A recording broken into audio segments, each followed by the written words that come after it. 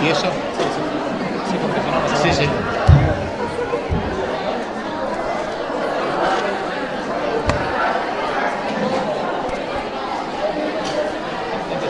La figura de San Bernardo es una figura estelar en la Iglesia y sin duda la más representativa de la época de la cristiandad medieval, de que hablaremos mañana un poco más a comienzo. Nació en el año 1091, cerca de la capital de Borgoña, de padres de ilustre prosapia.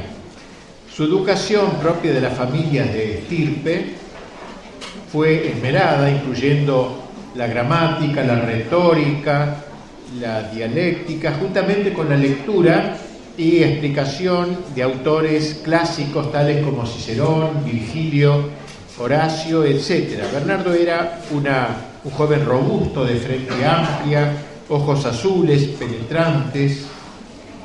Todos sus contemporáneos coinciden en afirmar que brotaba de él un prestigio singular.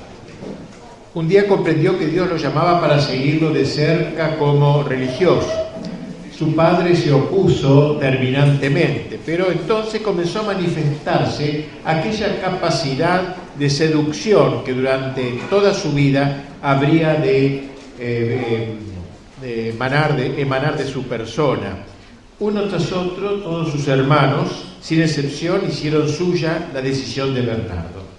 Comentando este poder de atracción contagiosa, escribe René Guénon, un autor un poco separado de la Iglesia, pero que tiene una vida espléndida de nuestro santo, dice así: hay ya en ello algo de extraordinario y sería sin duda insuficiente evocar el poder del genio, en el sentido profundo de esta palabra, para explicar semejante influencia.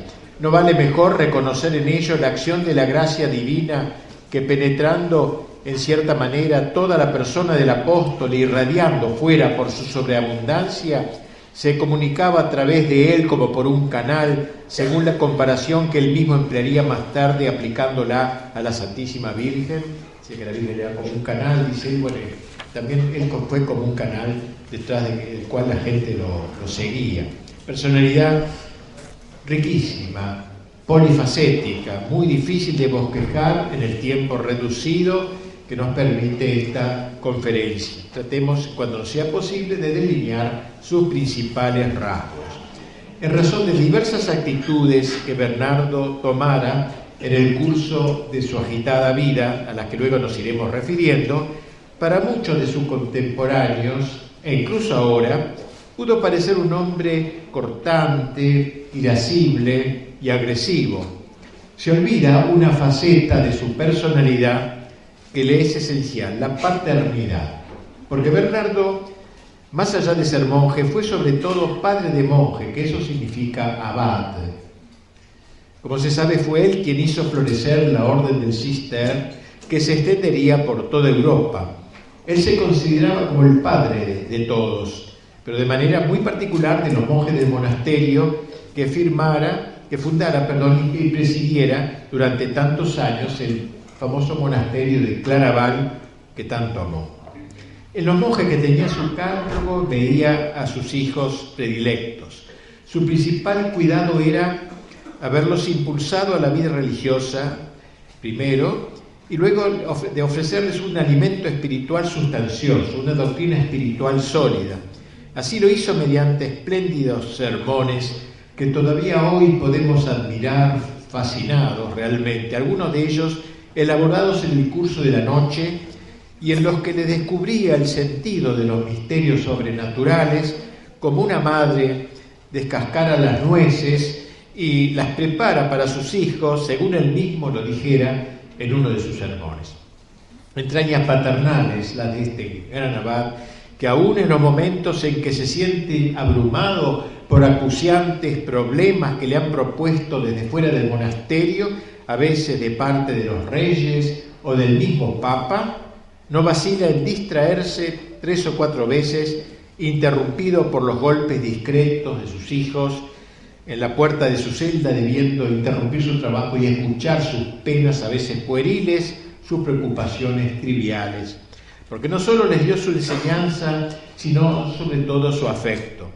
En cierta ocasión en que los padres de un joven le manifestaban por carta su aflicción a raíz del ingreso de su hijo en Claraval, a quien así creían haber perdido para siempre, él les respondió: nosotros lo adoptamos por hijo y nosotros os adoptamos por padres.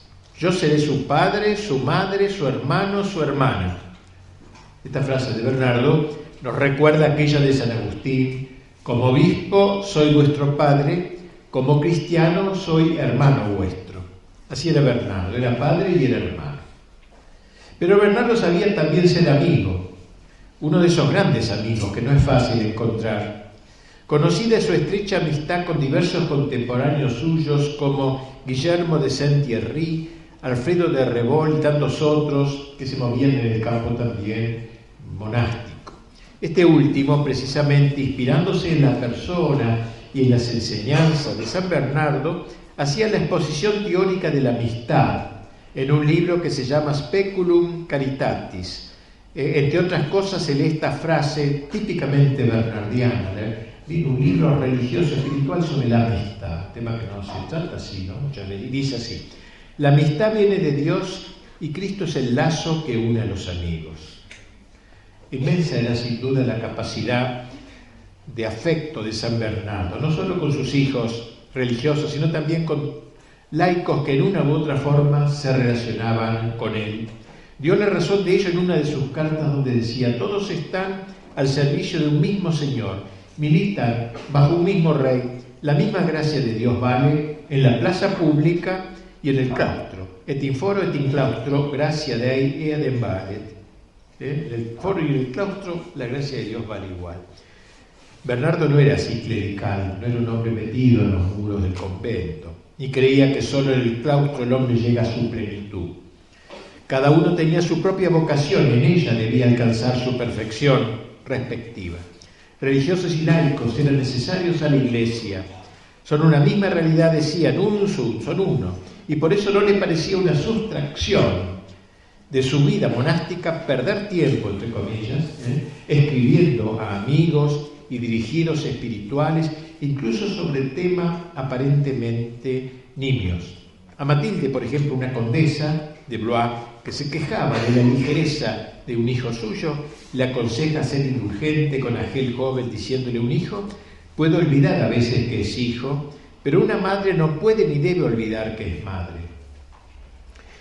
A otra Matilde, reina de Inglaterra, se toma la libertad de escribirle comunicándole que había encomendado a Dios el nacimiento difícil de su hijo, el príncipe Enrique, y en esa misiva le dice: tomad el mayor cuidado del hijo que acabáis de poner en el mundo. Me parece, se ha dicho sin herir al rey, vuestro esposo, que yo también soy un poco su padre. Así era este hombre. Y en carta a una duquesa de Bretaña le dice: si pudieseis leer en mi corazón lo que el dedo de Dios se ha dignado escribir allí con motivo de mi afecto por vos, el que os ha inspirado a amarme así y elegirme por director de vuestra salvación, me ha inspirado un sentimiento igual para que pueda recibir vuestro afecto.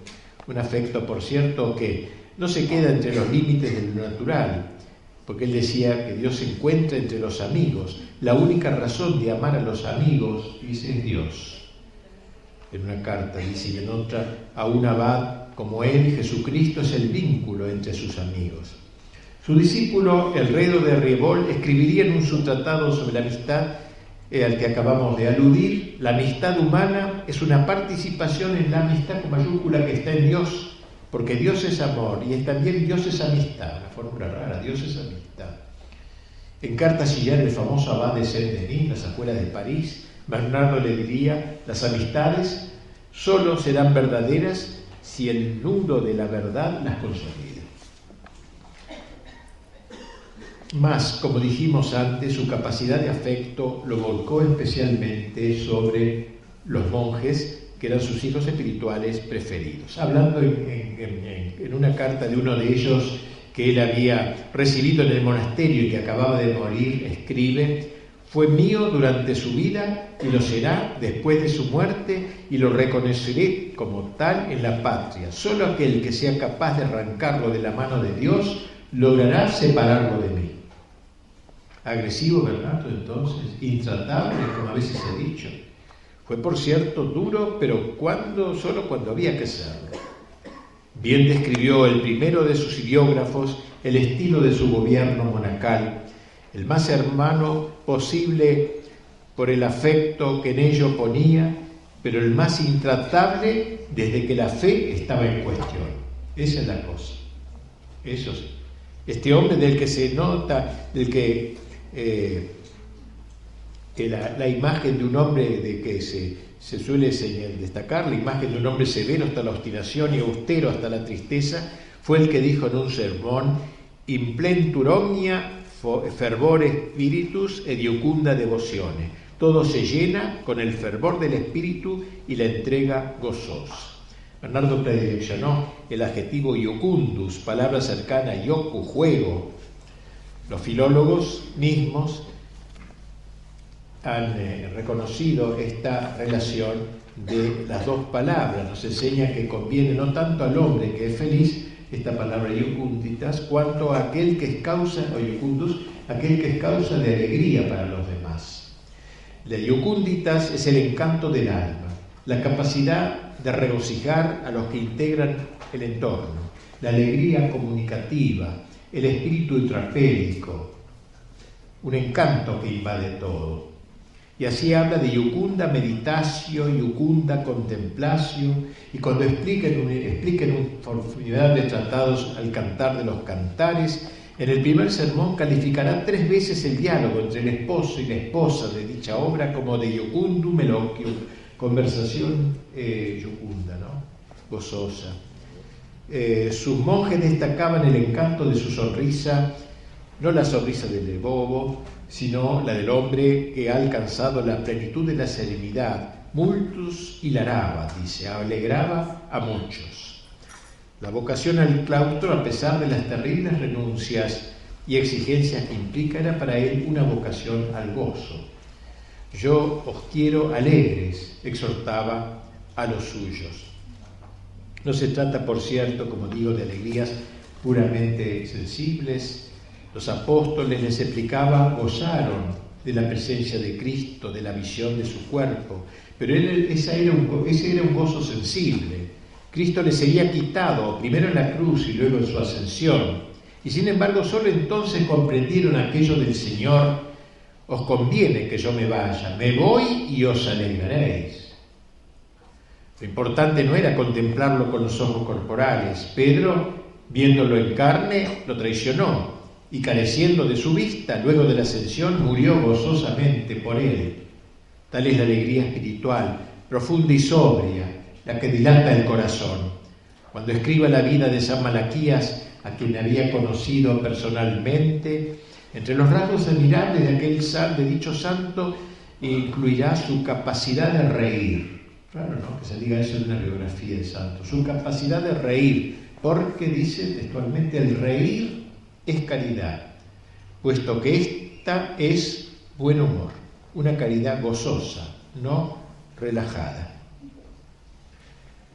Bernardo quiso que en el cister se hermanase perfectamente la lección divina y el rezo del oficio divino con el trabajo de las manos y la labranza de los campos. Particular predilección experimentó por la Sagrada Escritura, paladeando cada una de sus frases. Nos cuentan sus biógrafos que conservaba fidelísimamente en su memoria las palabras reveladas que había aprendido en su celda y después las iba rumiando, ese es el verbo, rumiando en sus ocupaciones y faenas agrícolas, de donde vino a decir más adelante que la soledad del bosque, las hayas y las encinas habían sido sus principales maestros. Así lo leemos en la primera vida que de él se escribió, donde se dice: el sentido de las Escrituras, lleno de conocimientos espirituales, lo había encontrado, si hay que creer en sus propias palabras, meditando y rezando en los bosques. A menudo decía, bromeando a sus amigos, que jamás tuvo otros maestros que las hayas y los robles. Esto frente al hombre de la ciudad, al hombre de las torres, del asfalto, está este acercamiento al campo, a la tierra, ¿no? Un santo que aprende del bosque no puede sino ser un poeta. Bernardo contempló la naturaleza, no solo la inanimada, sino también la animada, con mirada penetrante, viendo en ella lo que los demás eran incapaces de observar. Ante sus ojos las cosas se transformaban, se transfiguraban, ya que las contemplaba con los ojos de Dios, podríamos decir, cuya luz, pasando por él, embellecía los objetos que alcanzaban sus sentidos. Era la mirada de un santo, pero también de un poeta santo, un santo poeta. Algunos han afirmado que Bernardo era también músico. Incluso se le atribuye una reforma del canto cisterciense. No es un dato seguro, pero lo que sí resulta indudable es que hay música en su estilo. Él escuchaba resonar lo que escribía. Un hombre de armonía, digamos. Y los oficios litúrgicos que compuso nos revelan el dominio de la métrica de los himnos, de la estructura de los responsorios, etc. Compuso melodías, esto sí no lo sabemos. Lo cierto es que creía firmemente en los efectos de la música, la buena música se entiende, sobre el corazón y la inteligencia. Si hay canto, escribe a un abad, que sea lleno de gravedad, no lascivo ni tosco, que sea suave sin ser superficial, que encante el oído para emocionar el corazón, que alivie la tristeza, que calme la cólera, que no vacíe el texto de su sentido, sino que lo fecunde. Es una linda idea esta, destaquemos esta última frase. Semejante declaración sobre la fecundación de la letra fecunda la música. Por la belleza nos dice mucho de los quilates del alma del abad de Claraval. Es cierto que San Bernardo fue objetado por la posteridad como si hubiese sido perjudicial para el arte, en razón de una polémica que mantuvo con uno de los abades de Cluny, que era un gran monasterio, 1000 monjes, impresionante era, por el tipo de arte que propugnaban los cluniacenses. El asunto merece alguna explicación. En aquel tiempo Cluny dominaba la cristiandad, era como un centro espiritual de la cristiandad.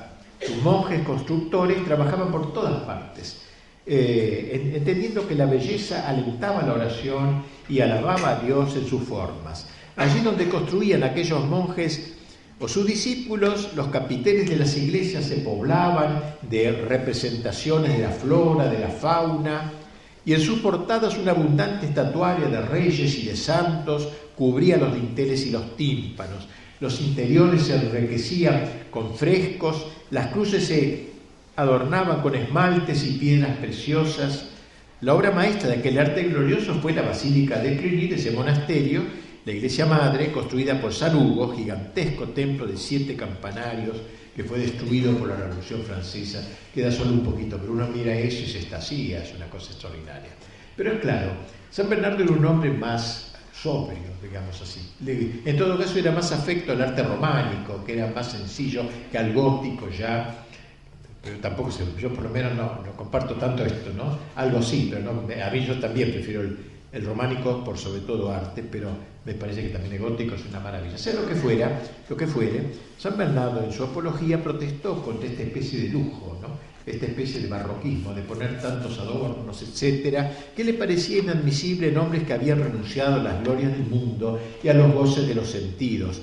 Condenaba lo que llamaba la inmensa altura de las iglesias góticas, ¿no? Inmensas, su extraordinaria longitud, 5 naves tenía, pero entraba muchísima gente. Después, la inútil anchura de sus naves, la riqueza de sus materiales pulimentados, las pinturas que atraían las miradas, vanidad de vanidades, decía. Se ha dicho que tal actitud no era sino una expresión de su ascética espiritual transpuesta al ámbito de la estética. El resultado de dicha posición fue un detrimento de la auténtica belleza, o sea, él renunció a la belleza por esta crítica que hacía al arte de Cluny.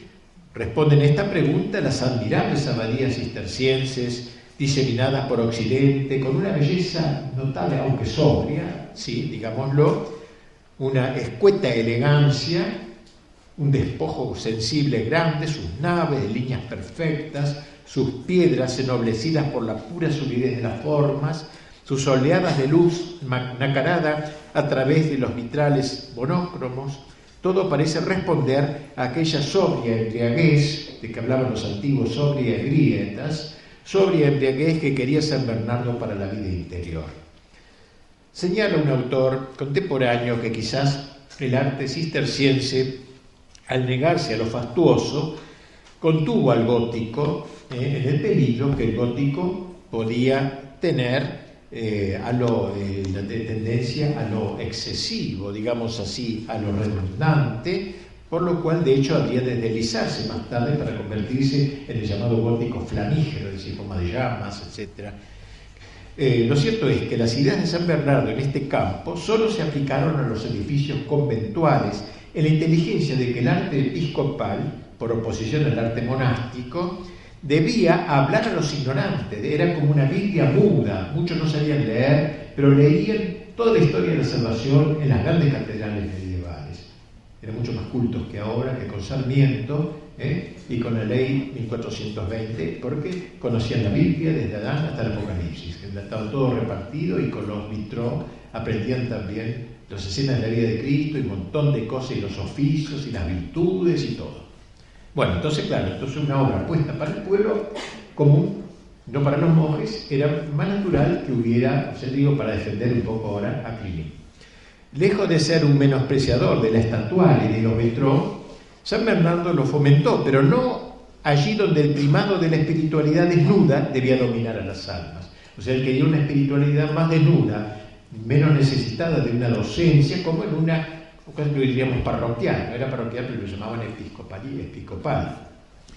Por lo que podemos concluir que, muy lejos de haber sido un enemigo del arte, San Bernardo fue uno de sus animadores, y en este punto, como en tantos otros, inscribió profundamente su huella en la cristiandad. El abad de Claraval se nos revela como es: poeta, artista, músico y pensador. Todos estos talentos confluyeron en su estilo literario. ¡Ay Dios, qué bien escribe este hombre! Reflejo de su inteligencia, de su buen gusto. Como bien dice Gilson, Bernardo renunció a todo excepto al arte de escribir bien. Todavía en su lecho de muerte seguiría dictando a sus discípulos. No es este el momento de analizar detenidamente sus recursos literarios. Fueron, por cierto, admirables. En uno de sus sermones sobre el cantar, digámoslo a modo de ejemplo, se entrega un juego de variaciones en torno a los prefijos que entran en la composición de los derivados del verbo spirare, expirar, ¿no? Es una especie de sinfonía sobre la historia de la obra de Dios en favor del hombre. Un sostenido crescendo nos eleva desde el día de la creación, dies inspirans, al de la gloria que aspira, dies aspirationis, pasando por el del pecado, dies conspirans, de la muerte espiritual, dies expirans, de la vida nueva, dies inspirans, y de la renovación pascual, dies respirans. ¿Verdad? No solo se preocupó por enseñar la doctrina, sino que consideró necesario revestirla de belleza, que es tan importante esto, tan importante. Splendor veritatis, que es la belleza, sino el esplendor de la verdad, el esplendor de la doctrina. Yo por lo menos cuando veo a una persona aburrida, pesada, hasta dudo si es verdad, si puede ser verdad esto que me está diciendo. Porque si la belleza es el esplendor de la verdad y no hay ningún esplendor en esa predicación, entonces no sé hasta qué punto es verdad lo que me dice. Y por eso trabajaba y pulía cada texto hasta llegar a la última perfección, que es la que nosotros conocemos. Durante los últimos 5 años de su vida, el viejo abad, a pesar de todos sus compromisos, se preocupará por revisar el mismo párrafo por párrafo sus obras mayores, en orden a preparar una edición revisada con el deseo de dejar a la posteridad escritos cuya belleza fuese menos indigna de los misterios de Dios. Bernardo fue también el hombre de la Biblia. De tal manera la asimiló al tejido mismo de su psicología, que la utilizaba espontáneamente, a veces quizás sin darse cuenta. Era como lugares interiores. Su vocabulario es en gran parte bíblico, tomado sobre todo del Evangelio, de los Evangelios, o de San Pablo, de los Salmos, del Cantar. Con frecuencia sus citas no corresponden al texto conocido de su tiempo, el de la Vulgata, y y sobre todo corresponden a los textos de la liturgia. Según señala Leclerc, que ha escrito sobre él, un sacerdote muy reciente, resulta evidente que lo que se imprimió en su memoria fueron las partes cantadas en el oficio divino, se le grabó. Ello muestra hasta qué punto entendió la Biblia más que como un libro, como un canto, como una expresión vital de la fe. Recibió la escritura de la tradición. La Biblia era para él la palabra de Dios viva en la Iglesia. Uno de sus temas predilectos, pues, en el campo bíblico fue la concordia de los dos testamentos, un tema lindísimo, me encanta también esa manera de explicar, ¿no? Toda la historia del Antiguo Testamento, una gran procesión que empieza en Adán, como la misa, el sacerdote va último detrás de todos los monaguillos, las misas solemnes, delante iba Adán, Melquisedec, Abel, todos los grandes, Moisés, Josué, David y Salomón, y el último es Cristo, que va caminando detrás, que es la plenitud de toda la historia de la salvación, de todo el Antiguo Testamento.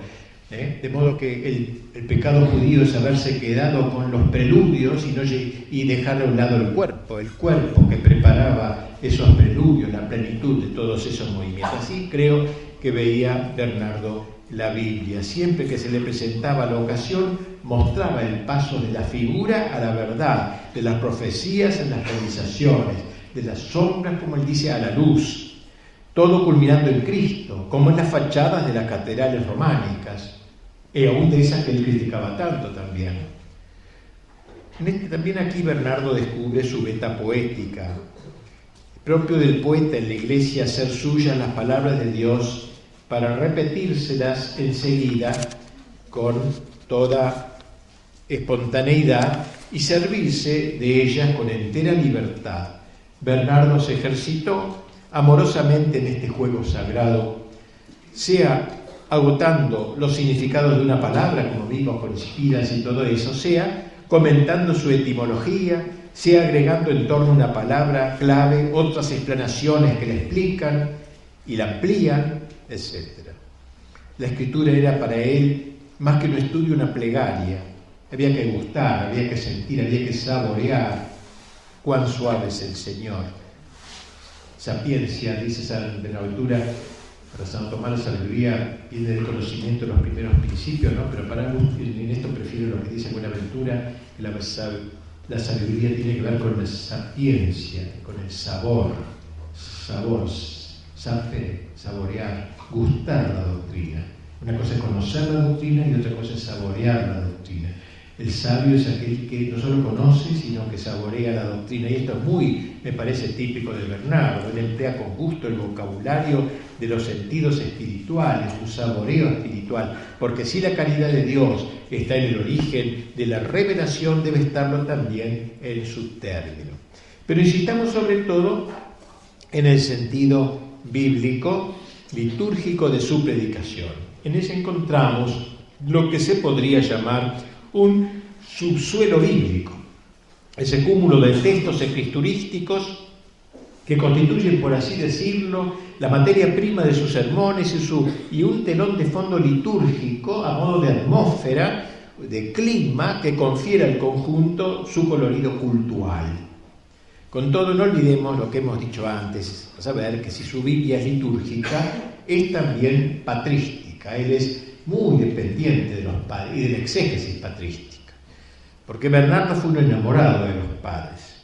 De Lubac ha detectado puntos de semejanza entre San Bernardo y diversos padres como Orígenes, San Agustín, San Ambrosio, San Gregorio de Nisa. Sabemos que hizo copiar para su monasterio de Claraval una serie muy vasta de obras patrísticas, y en esa época se escribía a mano cada volumen.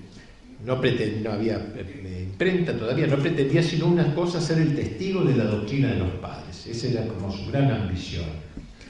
Diversos autores lo han llamado a él padre de la Iglesia, el último de los padres, dice. Saben que para la Iglesia son los padres de los primeros siglos nomás, y ahí está en la Edad Media. Santo Tomás era muy grande, pero no es un padre de la Iglesia. Pues bien, algunos han querido como considerarlo.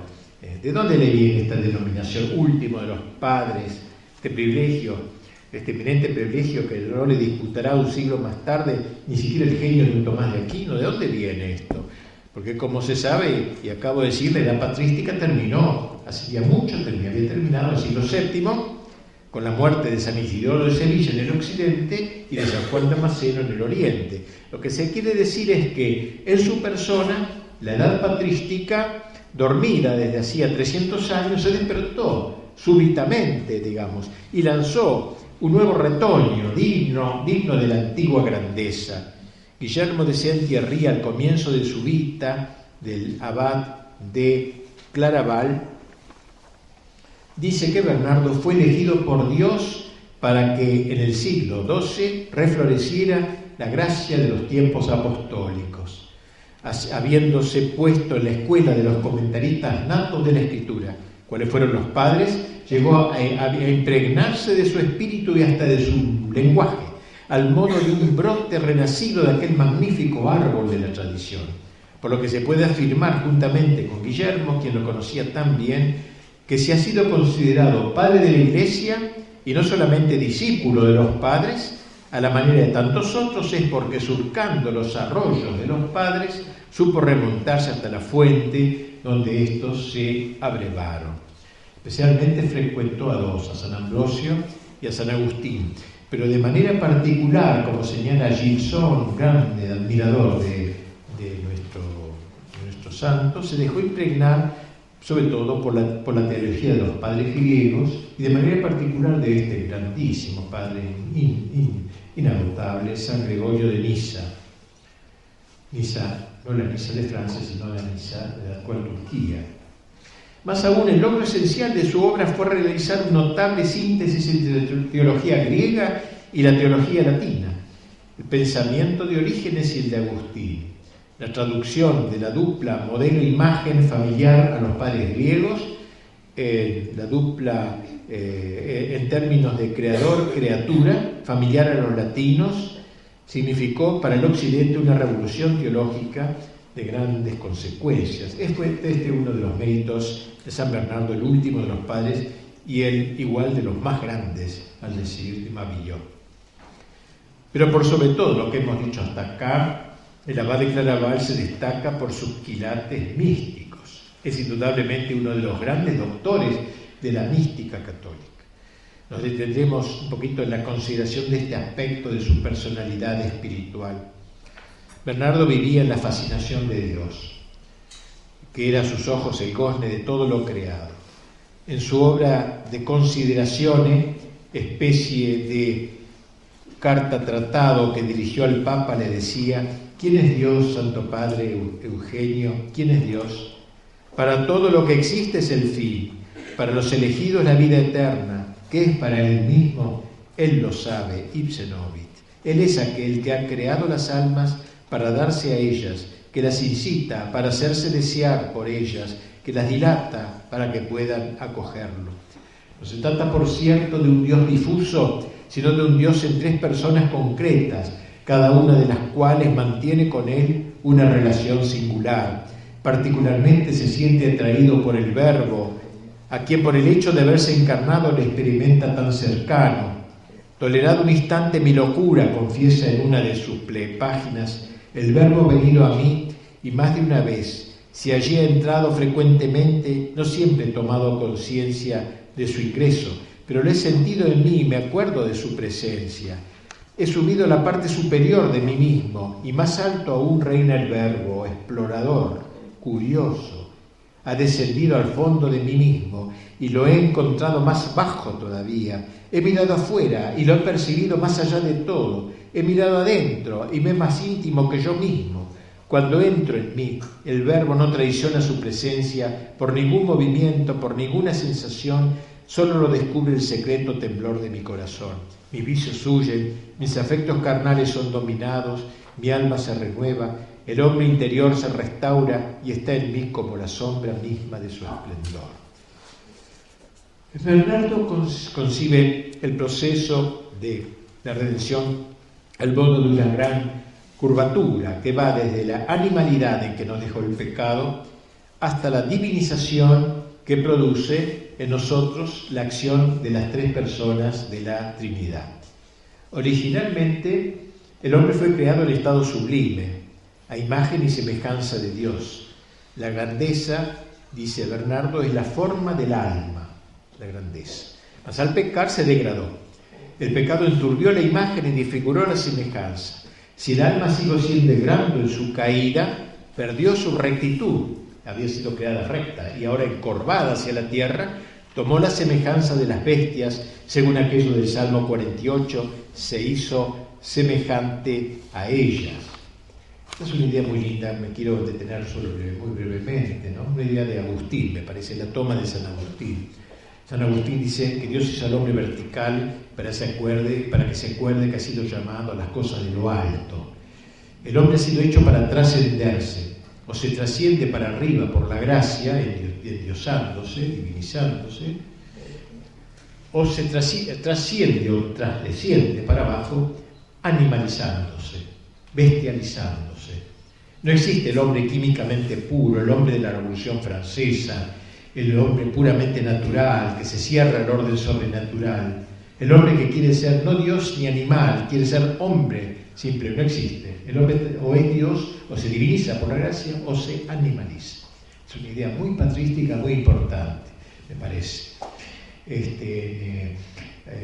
No quiero asemejarme a Grondona con sus dichos de búsquedas de palabras griegas para llamar la atención, pero diré que sí, en concesión a esta idea, a esta costumbre que él tiene, me voy a referir a dos palabras griegas casi idénticas, pero completamente contradictorias.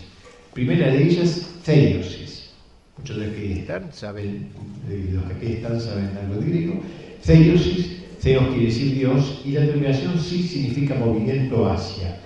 Theiosis es movimiento hacia Dios, lo que estamos indicando, la verticalidad del hombre, ¿no? Y hay otra palabra casi igual, pero una letra más, que es theos, y con una R, una roja en medio. Theos quiere decir animal, bestia, es movimiento hacia el animal. Y entonces dicen algunos padres, el hombre ha sido llamado o a la theiosis o a la therios, o si no cumple su vocación, se animaliza, se bestializa. Y el animal es horizontal, el hombre es vertical. Todo el drama del hombre es horizontal. Por eso, esto lo digo yo por mi cuenta, pero por eso el hijo pródigo, ¿dónde termina su aventura de la libertad desbocada? Con los animales, con los chanchos. Es una ironía de Cristo. Él era hijo de príncipe, ahora acaba encorvado, inclinado. Por eso dice muy bien la parábola en el idioma original, dice, cuando el chico se convierte, dice, me levantaré, porque estaba inclinado, bestializado. Me levantaré y volveré a mi padre.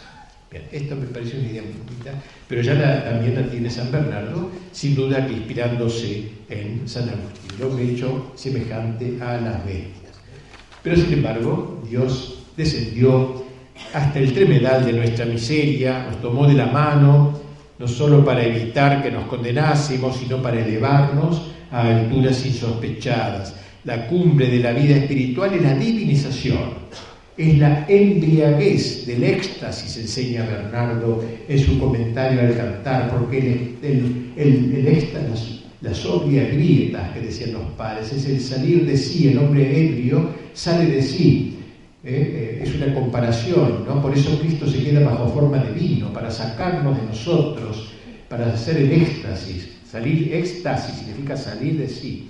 Entonces, enseña Bernardo en su comentario al Cantar de los Cantares, su obra mística por excelencia enseña estas cosas. Entonces, no amando ya en sí, sino la semejanza de Dios, no amando ya a Dios mismo, sino con un amor absolutamente desinteresado, el alma adhiere sin reservas al esposo divino. Bernardo, tras las huellas de los padres griegos, destaca el papel peculiar del Espíritu Santo, porque si el Padre es el autor primero de esta elevación suprema, como lo es de todo don, si el Verbo encarnado es su término, compete especialmente al Espíritu su realización. Es Él quien incita al hombre a la empresa inaudita de, dice Bernardo, hacer del alma la esposa de Dios. Él es quien da acceso a esa vía propiamente espiritual, en el sentido fuerte de la palabra espiritual, espíritu, que deja al margen cualquier vana tentativa de presunción. Él es quien conduce a la imagen creada de claridad en claridad hasta convertirse y permanecer semejante a Dios. Ustedes saben que lo mismo imagen, Dios hizo al hombre a la imagen y semejanza. Imagen es el parecido tentativo que el hombre tiene con Dios. El hombre siempre es imagen, aunque esté en el infierno es imagen. ¿Por qué es imagen? Porque tiene inteligencia como la tiene Dios, tiene voluntad como la tiene Dios. La semejanza, en cambio, es la imitación de Dios, el progreso espiritual, la moral. La Virgen es la más semejante, decían los padres, la semejantísima, inventan un superlativo. Bueno, algo de eso dice nuestro Bernardo. Tal es la actividad propia del Espíritu Santo en el alma para constituirla esposa de Cristo, lo que se cumple no solo en los niveles superiores de la vida mística, sino también en la existencia común de todos los cristianos. Porque la vida mística no es algo esencialmente diferente de la vida cristiana ordinaria, sino una mayor elevación en la gracia y la caridad, y a veces una cierta anticipación de la gloria. Todas las obras de justificación suponen la presencia del Espíritu Santo en el alma. Dice Bernardo, si los movimientos de la vida corporal prueban la habitación del alma en el cuerpo, la vida espiritual prueba la inhabitación del espíritu en el alma.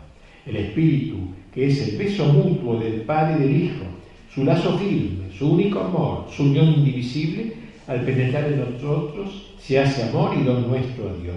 En otras palabras, Dios se ama a sí mismo cuando el Espíritu Santo procede eternamente del Padre y del Hijo, se ama en nosotros y se hace amar por nosotros cuando el Padre envía a nuestros corazones el Espíritu de su Hijo.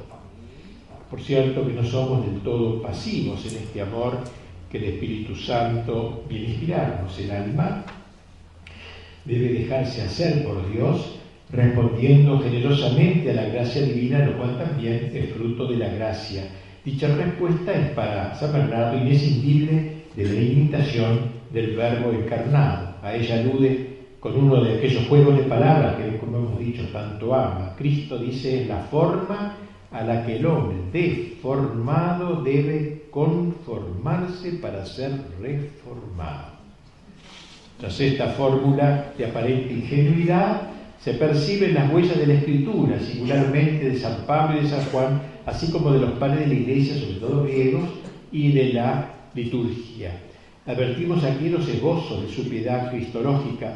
San Bernardo ha querido habitar en las llagas de Cristo, como la paloma del cantar hizo su nido en los orificios de la piedra.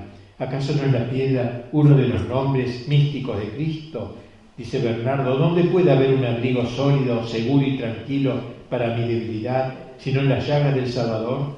El mundo se estremece, el cuerpo me agobia, el demonio me tiende redes, no caigo porque me he establecido sobre la piedra firme. Y así completa la inmensa curva que va desde donde nos dejaron nuestros primeros padres, el mundo de la animalidad, como hemos visto, hasta el seno mismo de Dios. El alma, modelándose siempre más sobre la voluntad divina, haciéndose cada vez más una con Él por el amor, va realizando su retorno a Dios, su repatriación, según dice Bernardo, retomando una expresión que viene del neoplatonismo. Como la gota de agua que se pierde en el vino, como el trozo de hierro que se mete en el fuego y se hace fuego él mismo, así el alma se pierde, se vuelve ígnea en la voluntad divina. Él ahí deificada, sic affici deificare es, exclama San Bernardo gozoso. Hacer así es deificarse, es divinizarse. Bien, todo lo que acabamos de decir respecto del alma y de su deificación, Bernardo lo aplica originariamente a la Iglesia, porque el alma no es esposa solo del Verbo, sino en la medida en que integra la Iglesia.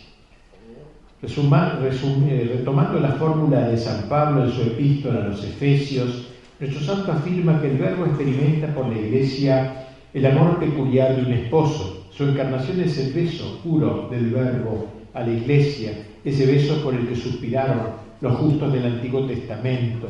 Así como Eva salió del costado de Adán, así del costado del nuevo Adán, dormido en la cruz, la Iglesia nace y a la vez es rescatada. Podría desde entonces, dice, no reconocer en su esposa el hueso de sus huesos, la carne de su carne y más aún en cierta manera el alma de su alma. Este tema muy querido por Bernardo.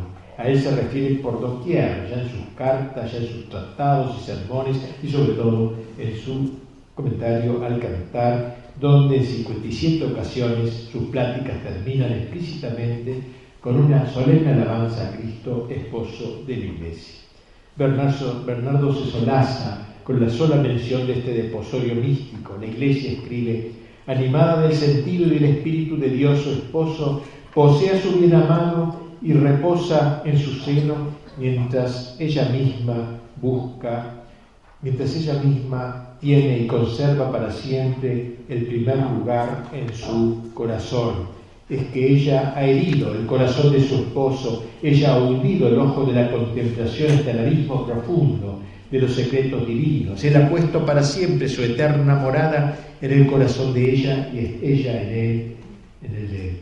La Iglesia ha abrazado estrechamente a su esposo divino, dejándose impregnar de los perfumes que brotan de él. Los perfumes simbolizan las riquezas con las que el esposo colma a su amada: la fe, la esperanza, la caridad, los sacramentos, pero sobre todo el don por excelencia, el Espíritu Santo.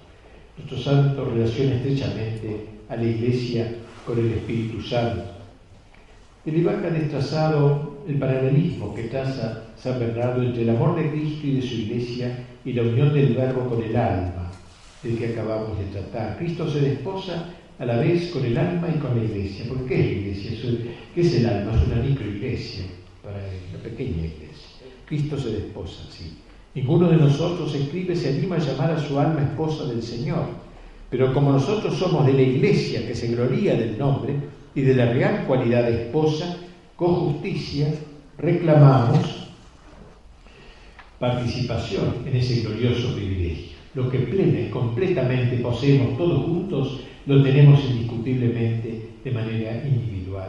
Y también decir el Verbo y el alma, o Jesucristo y la Iglesia, es lo mismo, con una diferencia, es a saber que el nombre de Iglesia no designa una sola alma, sino la unidad, o mejor, la unanimidad de numerosas almas. Entre la Iglesia y el alma hay, por tanto, una relación constante, pero todo lo que se dice del alma no le es atribuido, sino por su participación en la Iglesia.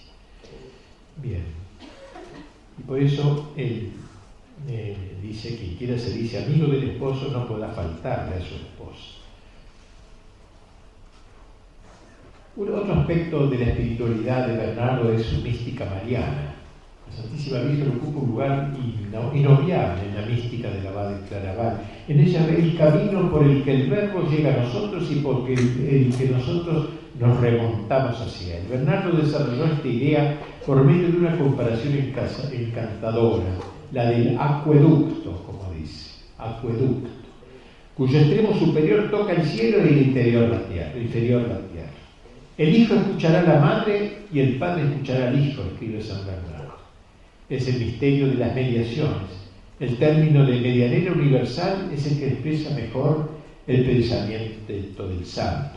Nuestra Señora no es simplemente la Madre de Jesús, no es simplemente un instrumento pasajero de elección del que Dios se ha servido para llevar a cabo la encarnación. Ella es mediadora por estado, por vocación. Esa es su función de ser, esa es su función siempre actual. María es la bisagra indispensable que anuda lo humano a lo divino, y esto por la libre voluntad de Dios que, como dice Bernardo, quiso que nosotros no tuviésemos nada que no pasase por las manos de María. Dice eso en uno de sus sermones de Navidad.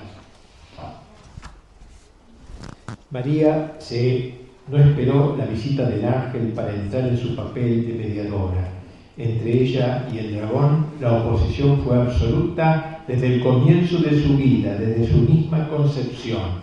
San Bernardo la imagina orando incansablemente de día y de noche, suplicando la encarnación. Gracias a su fervor, sus plegarias, su virginidad, su ruego llegó hasta lo más alto de los cielos, hasta el corazón del Padre, tomando allí contacto con la fuente de agua viva para luego derramarla en favor de los hombres. Tal fue el anhelo que polarizó todos los momentos de su existencia previa a la encarnación. Invenit gracia, dice el Evangelio, encontraste la invenisti gracia, dice el Evangelio, encontraste la gracia, señal de que la había buscado, la encontró. En una de sus homilías dedicadas al misterio de la Anunciación leemos esta inspiradísima palabra tan preciosa. Habla con ella: ¿oíste, Virgen, que concebirás y darás a luz un hijo? ¿Oíste que no será por obra de varón, sino del Espíritu Santo? El ángel aguarda tu respuesta, porque ya es tiempo que se vuelva el Señor que lo envió. Esperamos también nosotros, Señora, esta palabra de misericordia. He aquí que se pone en tus manos el precio de nuestra salud. Al punto seremos liberados y conscientes. Por la palabra eterna de Dios fuimos todos creados y con todo eso morimos, mas por tu breve respuesta seremos ahora restablecidos para no volver a morir. Esto te suplica, piadosa Virgen, el triste Adán, desterrado del paraíso con toda su miserable posteridad. Esto Abraham, esto David, con todos los otros santos padres tuyos, los cuales están detenidos en la región de la sombra de la muerte. Esto mismo te pide el mundo, todos postrados a tus pies. Da, Virgen, rápidamente la respuesta. A quien agradaste por tu silencio, agradarás ahora mucho más por tus palabras, pues Él te habla desde el cielo diciendo: oh hermosa entre las mujeres, haz que oiga tu voz. Por ventura no es esto lo que buscabas, por lo que gemías, por lo que orando suspirabas día y noche. Responde una palabra y recibe la palabra. La palabra con mayúscula, el verbo. Responde una palabra y recibe una palabra. Responde verbum et suscipe verbum. Pronuncia la tuya y concibe la divina. Profer tuum et concipe divinum. Emite la transeunte y admite la sempiterna. Emite transitorium et amplectere sempiter. Es lindísimo este texto. Toda la humanidad de rodillas pidiendo a María que diga su fiat, hágase en mí según tu palabra. El momento culminante de la historia. En el momento de la encarnación el Espíritu sobreviene, como él dice, fecundando a María con su sombra benhechora. Entonces ella se ve llena para ella y desbordante para nosotros. Lindo esta frase: plena civi, super plena nobis. Plena sí para ella, pero desbordante para nosotros. Recibe una gracia personal, singular, pero al mismo tiempo una gracia plenaria, general, universal. Bernardo destaca la identidad de la carne de Jesús con la de María. La carne del Hijo no ha sido creada nueva en el seno de Nuestra Señora, sino extraída de su sustancia virginal. Es su carne, es su sangre. María es de nueva Rebeca, que revista al nuevo Jacob de una piel hirsuta, velluda y rugosa como la de Esaú. En nuestra piel es la piel del género humano, y ello conviene, puesto que por nosotros solicita Cristo la bendición del Padre. María se muestra así mediadora entre Dios y los hombres. Enamorado de Nuestra Señora, como se ve, místico de María, por algo Dante eligió a San Bernardo para introducirlo en el paraíso, en la Divina Comedia, haciéndole recitar una de las más bellas oraciones que se han creado a la Santísima Virgen, jamás escritas: Vergine Madre, figlia del tuo figlio, umile ed alta più che creatura, termine fisso d'eterno concilio. Virgen Madre, hija de tu Hijo, humilde y alta más que toda criatura, término fijo de la decisión eterna. Tu sei colui che l'umana natura nobilitasti, sì che il suo fattore non disdegnò di farsi sua fattura. Tu eres aquella que a la naturaleza humana ennobleciste tanto que su autor no desdeñó hacerse su factura, su parte. Dona, sé tanto grande, tanto vali, que cual vuol gracia ed a te non ricorre, sua distanza vuol volar senza. Termina: Señora, eres tan grande y tan valiosa que cualquiera que desea la gracia y no recurre a ti, quiere volar la distancia que nos separa sin alas. Con razón Dante recurrió a Bernardo, el teólogo de la unión con Dios, el contemplador que asume la función de chico pompo, o sea, conductor del alma, de almas. Bien, mística trinitaria, pues, mística cristológica, mística mariana.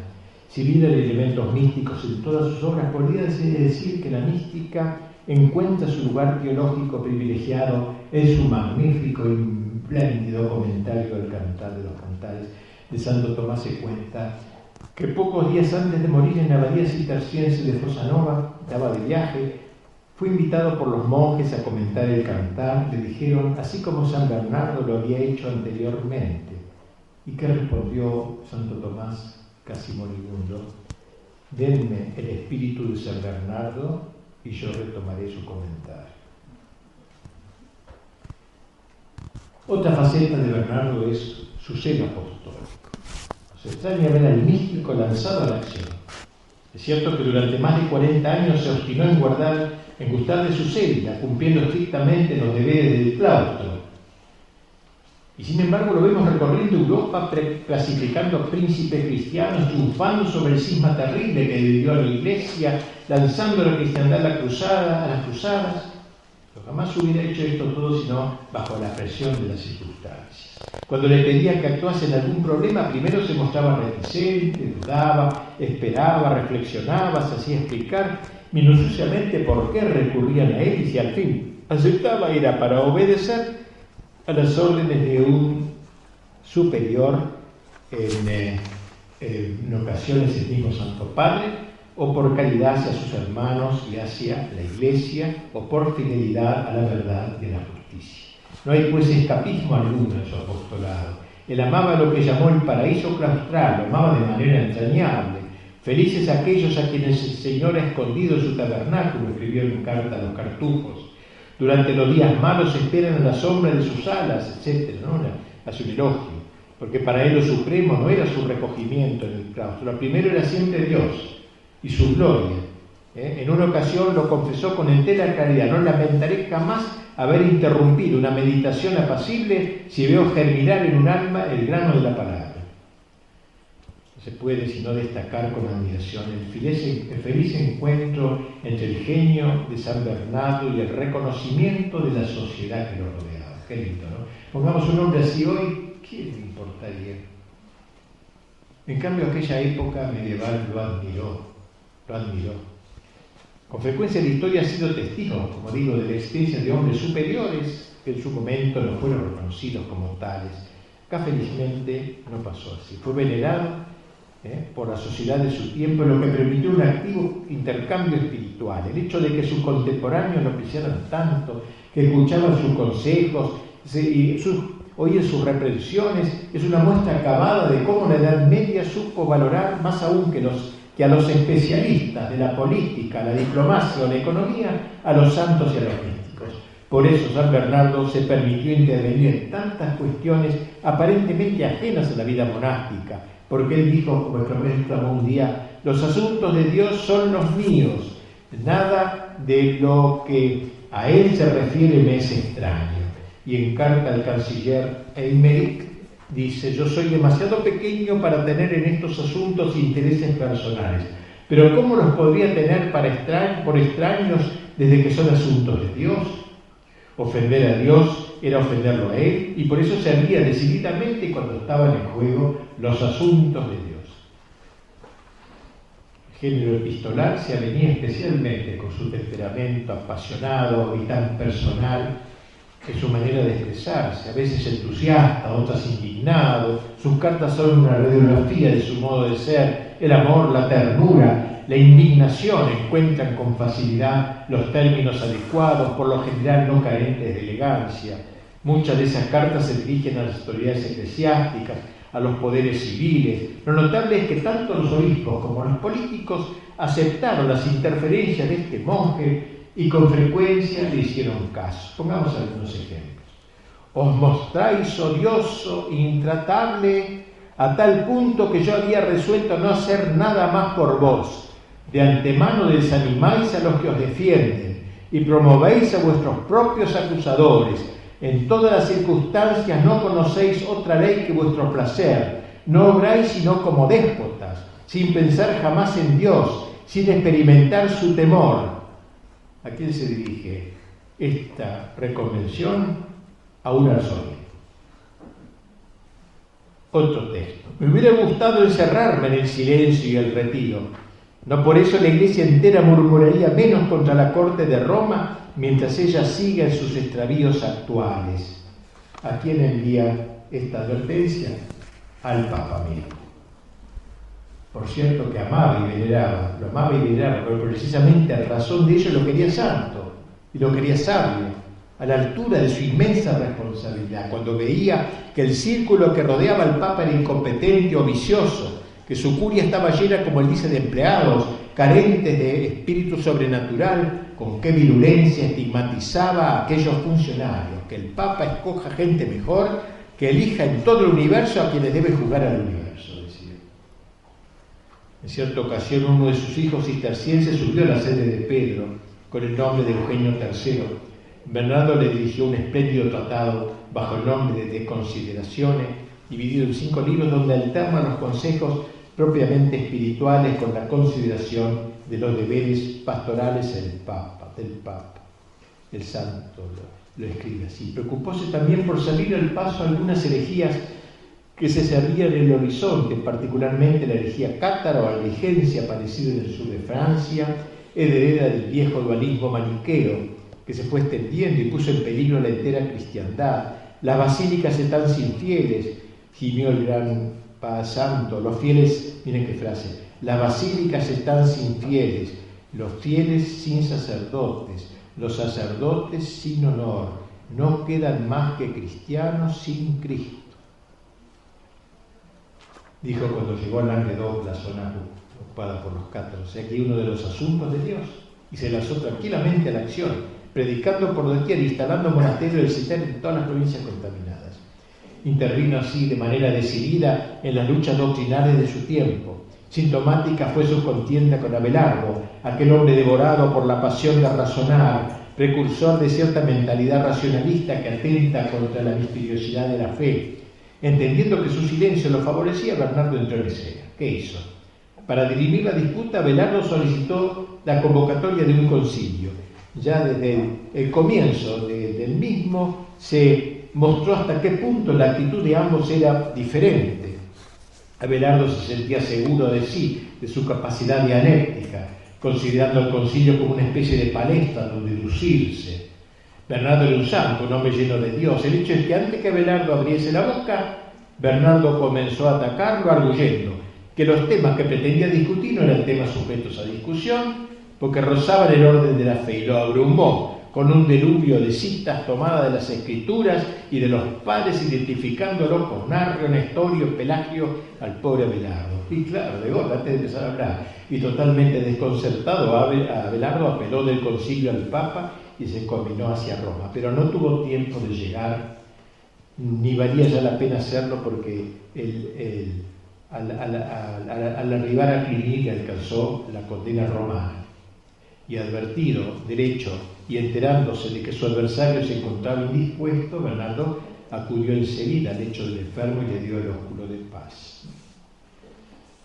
Como lo hemos reiterado, San Bernardo fue antes que nadie por sobre todo un monje, esto quede bien en claro. Hubo en medio de sus viajes, de sus mediaciones político-religiosas, de sus debates doctrinales, siguió siendo siempre monje, y sin embargo no fue un monje común.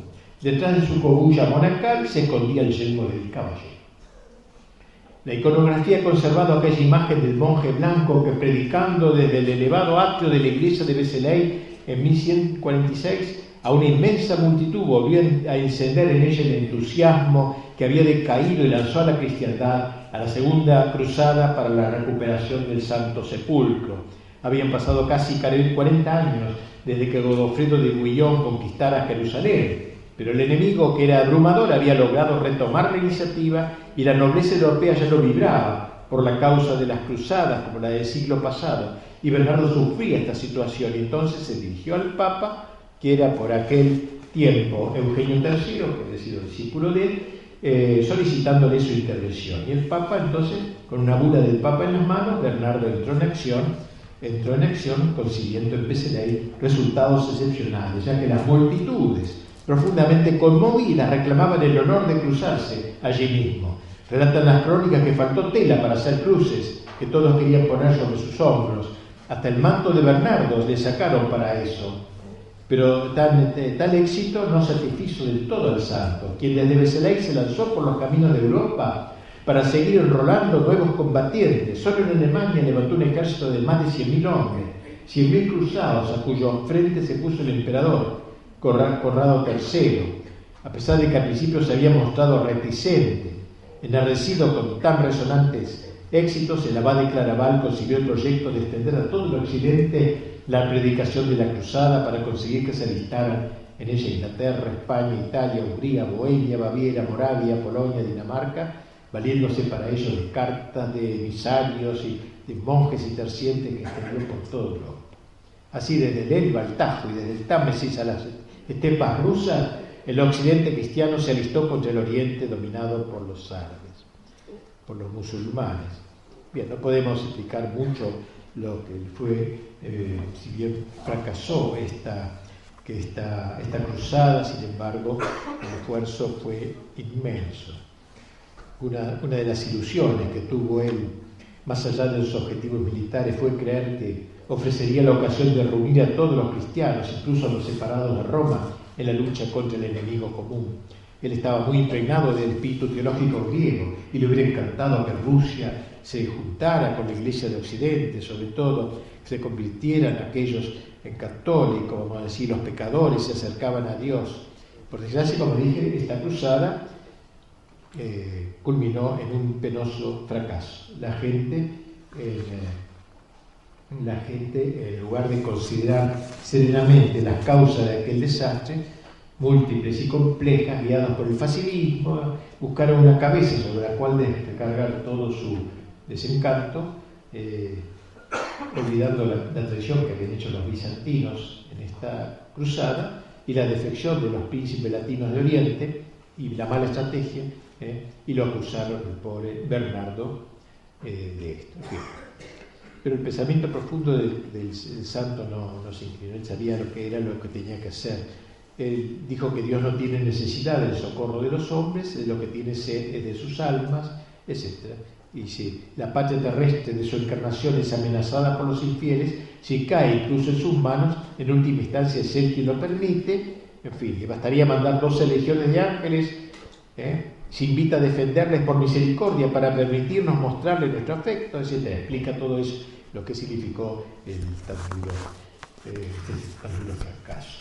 Quisiera incluir aquí, ya terminando obviamente, la creación de la Orden del Temple que hizo él. El famoso tratado de San Bernardo que se llama De Laude Nove Militia, alabanza de la nueva milicia, una carta que escribió 4 años después de la aprobación que hizo el Papa a los templarios, Bernardo, abad de Claraval, a Hugo, caballero de Jesucristo, que era el jefe de los templarios y gran maestre de la milicia cristiana, le desea que pelee un buen combate. Así comienza su epístola diciéndole que ya que su condición de monje le impide valerse de la lanza contra los insultos de los enemigos, al menos va a emplear su lengua y su ingenio contra ellos.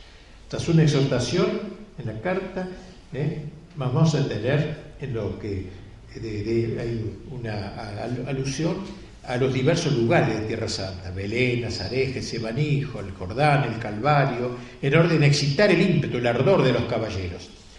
Para el doctor de nuestro Señor, a Cristo mismo es la causa por la que los caballeros deben militar. La caballería no hace sino continuar, dice, la actividad milicial del supremo capitán.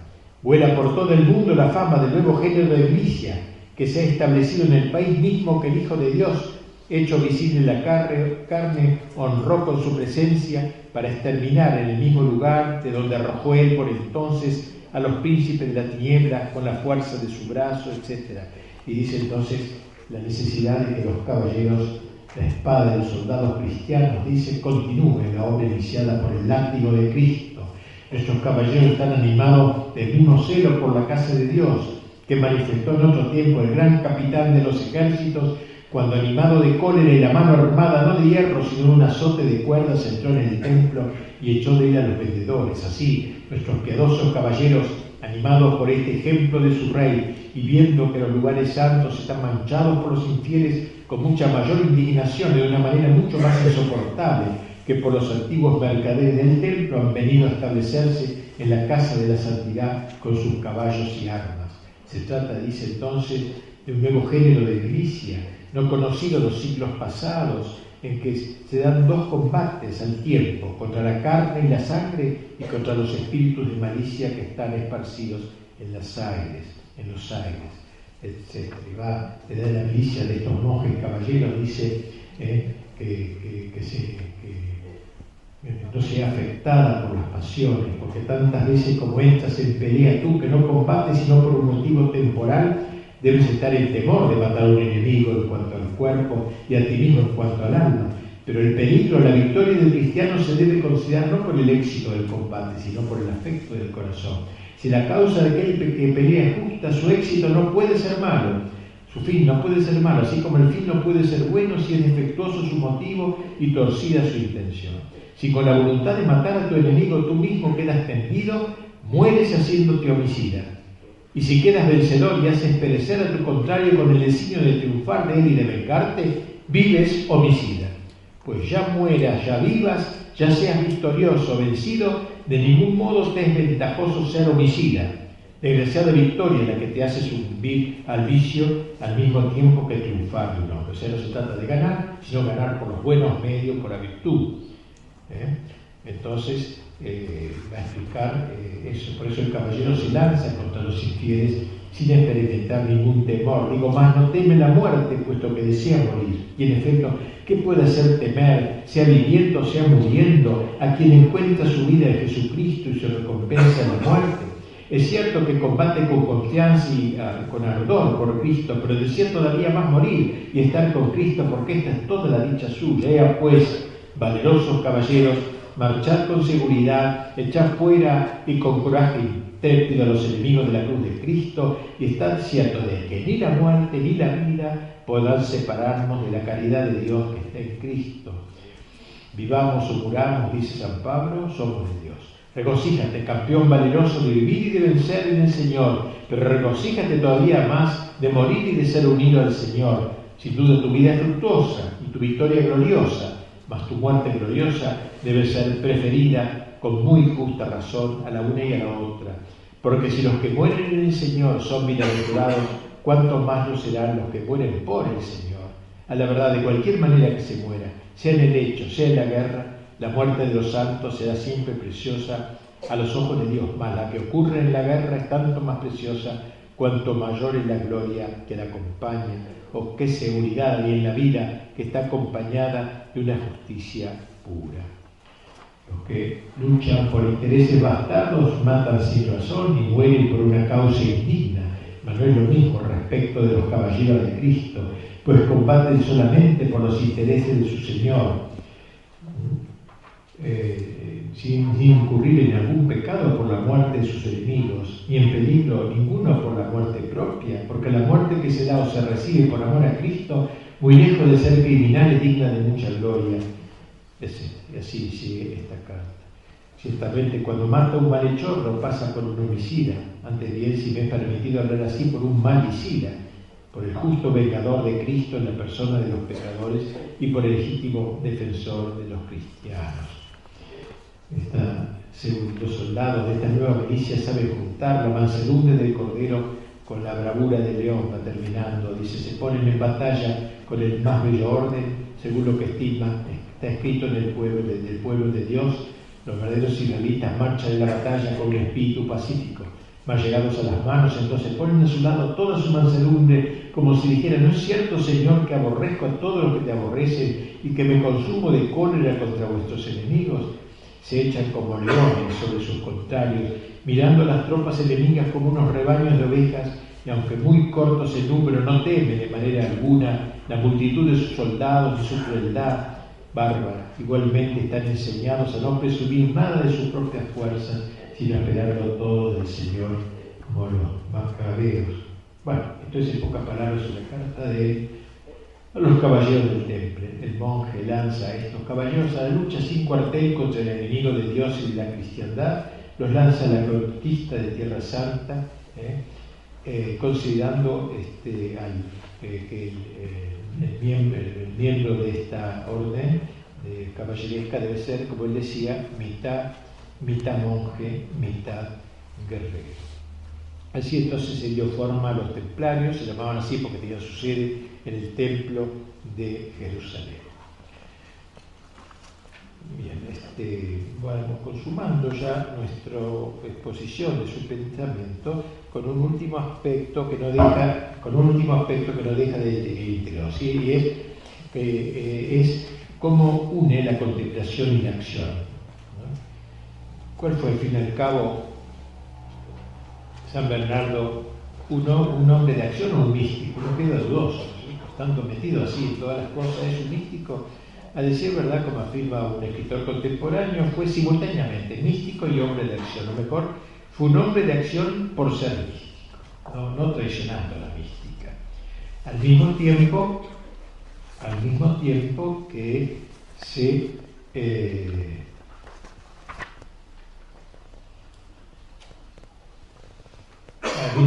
entonces se desposó con ambas cosas y ha sido comparado con la rueda de un carro,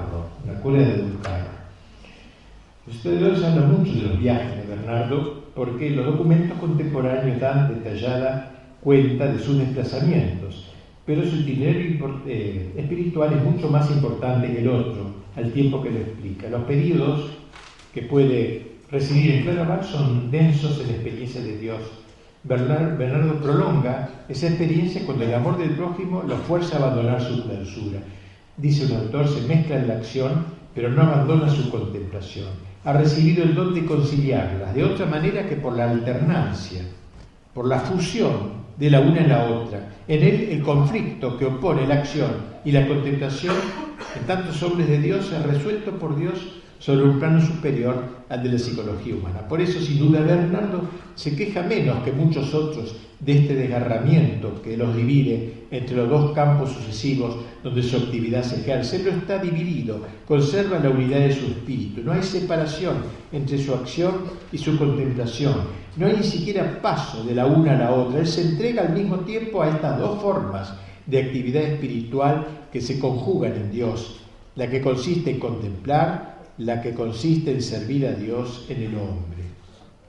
Cuando obra, Bernardo contempla y sabemos que en su viaje permanece absorto totalmente en su visión interior de Dios.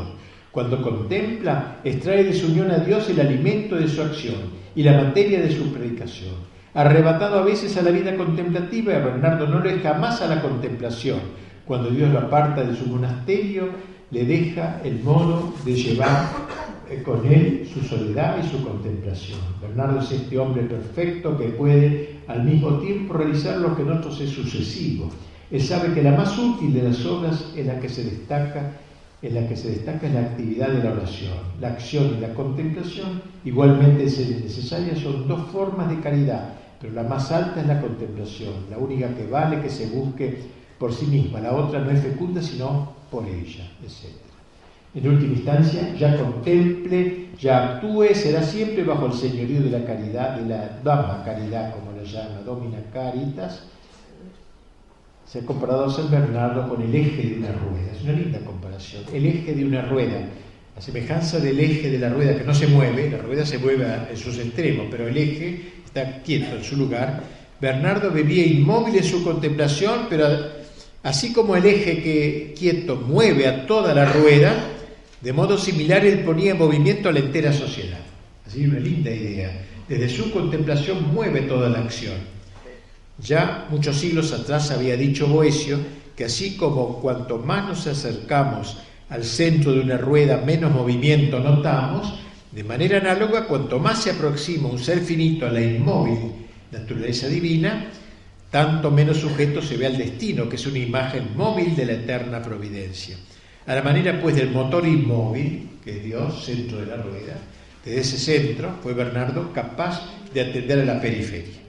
Santa Hildegarda ya lo dijo en una carta, si bien con otra formulación: tú, Señor, eres móvil, pero sostienes a los otros.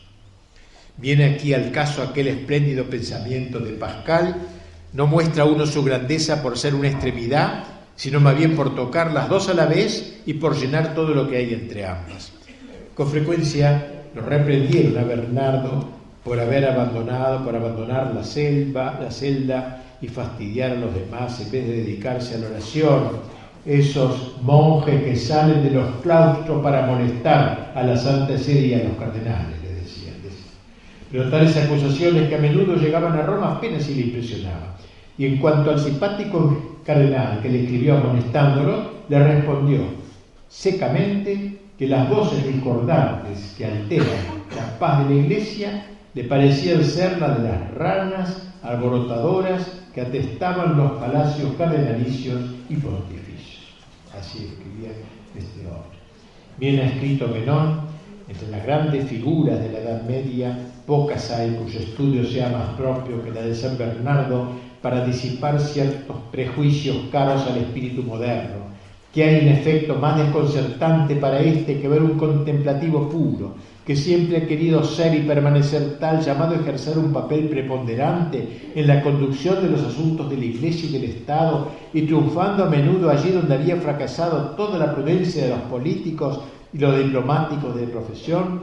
Toda la vida de San Bernardo podría parecer destinada a mostrar, mediante un ejemplo impresionante, que existen para resolver los problemas del orden intelectual e incluso del orden práctico medios completamente distintos que los que se está habituado desde hace mucho tiempo a considerar como los únicos eficaces, sin duda porque son los únicos al alcance de una sabiduría propiamente humana que no es ni siquiera la sombra de la verdadera sabiduría. Bien, aquí este gran hombre entonces, este gran hombre, su personalidad delata una extraña mezcla de suavidad y de pasión, de ternura y de ardor, de acción y de contemplación, de mansedumbre y de militancia, contradicciones todas que se resuelven en Dios, confiriendo a su fisonomía un encanto totalmente particular. Lo que sí podemos afirmar es que Bernardo fue todo lo opuesto a un mediocre. Si hay algo enemigo de él es la mediocridad. Por su apego a la humanidad de Cristo, por el ser, en cierto modo, un precursor de la devoción al corazón de Jesús, se lo calificó de melífluo, el doctor melífluo, transformándose su recia figura en la de un santo piadoso, digamos. Melífluo es que fluye miel, convirtiéndose el místico en un sentimental. Pero Bernardo está muy lejos de ello, así como de cualquier tipo de beatrionería o de fideísmo. De él es la frase: no conviene que la esposa del verbo sea estúpida. Esa esposa que es la Iglesia, pero también el alma, como hemos dicho, para compensar los abusos que se hacía de aquella melifluidad. Un sacerdote, un padre jesuita, Reynot, comparó a San Bernardo con una abeja belicosa. Será meliflua, pero la abeja que produce esa miel es belicosa. Bien, el flujo de Bernardo en la posteridad ha sido realmente formidable. Su tratado de consideración, esa carta que escribió al Papa, su discípulo Eugenio, en ninguna parte sería reeditada tan frecuentemente como en la Biblioteca del Vaticano.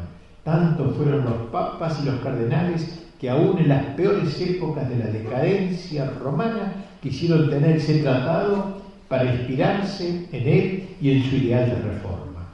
Por su parte, el padre Polanco, secretario de San Ignacio de Loyola, queriendo proponer a los miembros de la Compañía de Jesús un modelo de las cartas que habían de escribir, aconsejará que lean las del abad de Claraval.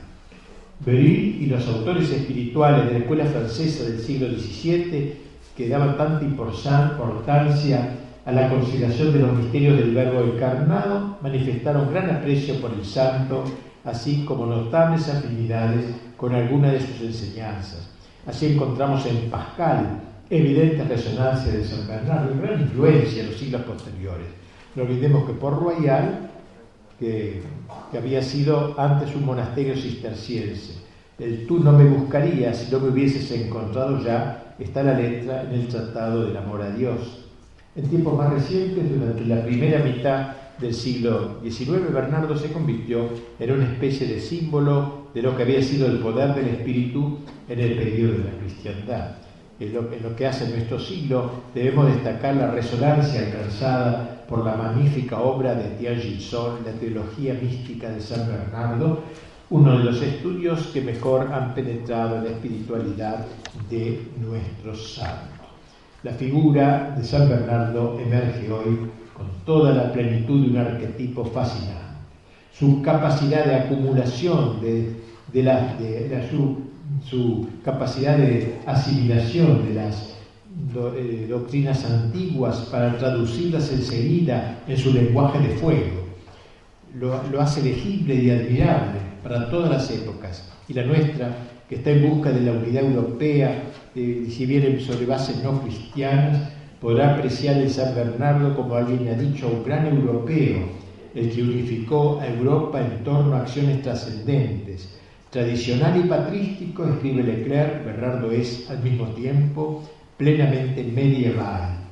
Es ya moderno, o más exactamente es de todos los tiempos, porque satisface lo que hay en el hombre de más universal, la necesidad de elevarse por encima de sí mismo para comulgar en una belleza que lo trasciende. Y bueno, gracias por la paciencia, por un poco. Gracias.